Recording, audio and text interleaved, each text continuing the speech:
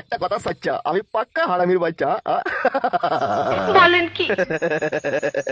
লেওড়া কাজটা তো খুব চুটকি সাবাই করে দিলি রে মা।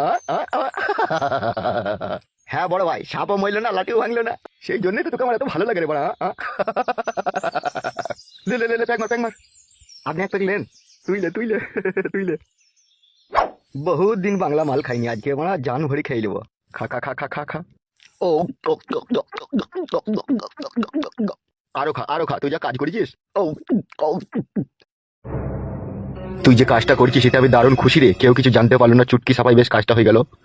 এ তো সবই তোমার পলিটিক্স বড় ভাই। জান ভরে হেসিলে রে মাচুদা।